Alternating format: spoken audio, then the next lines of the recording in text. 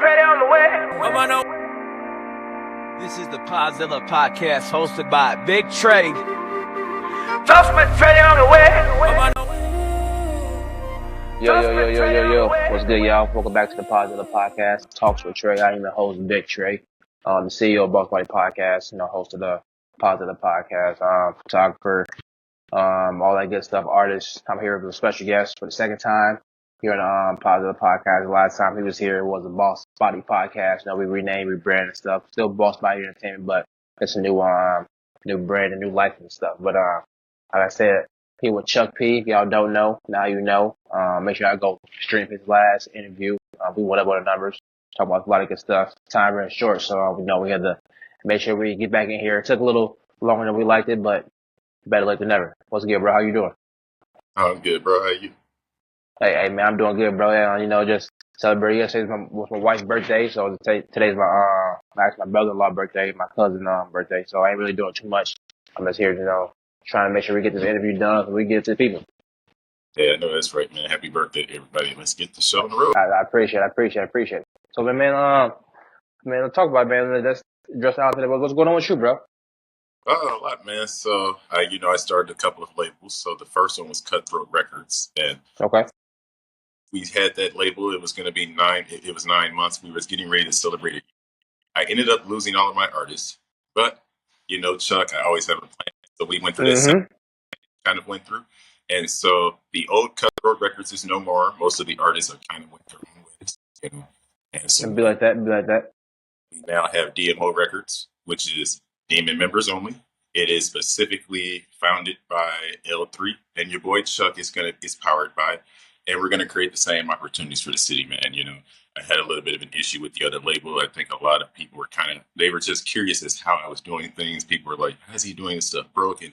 I always try to tell people it's not about money; it's about the mind. And if people like a lot of these shows, a lot of these podcasts, interviews, man, it's just off of networking and people wanting to work with you. Some of this stuff. But I recently converted to Buddhist, and so I've been learning Buddhism. And what I try to tell everybody is I've been teaching Zen master approaches, which is let everything be. And I try to teach people let the ego go, even if we have a star or there's 5 stars. Learn to pass. It's not always about scoring and winning. Just an approach now, and it's more so just driving the ego out. And I still have my flaws, man. I'm not perfect, but that's like I said. Right. I had recently gotten jumped, man.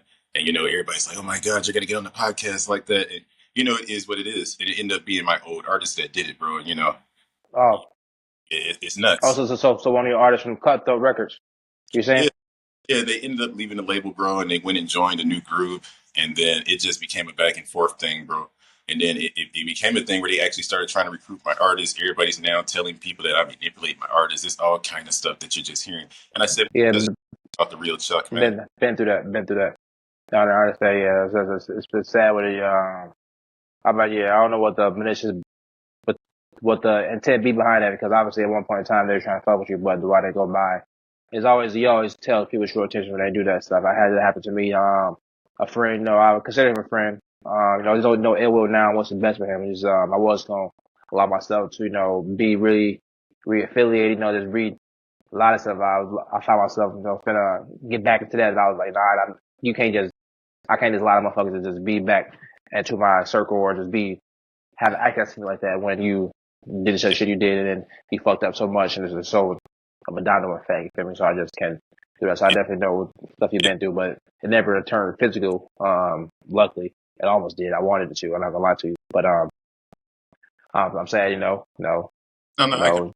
through that because jumping at it never nothing you want to experience or go through. Somebody want to probably face that one-on-one and address it, and then go on and handle like men. But the jumping shit, that's just dead. And man, like I said, everything that I look at that comes as an L, I look at it as a lesson. I'm like, look, y'all had to jump me. It took 4 of y'all, and however y'all want to push it, you got your clout, whatever you want to call it. I'm still gonna be Chuck. Doing this podcast, we got DMO Records for Minnesota. We're gonna try to create opportunities for people. And I'm all so speaking of DMO Records, you said it's you inspired by L3. Who is L3? What does L3 stand for?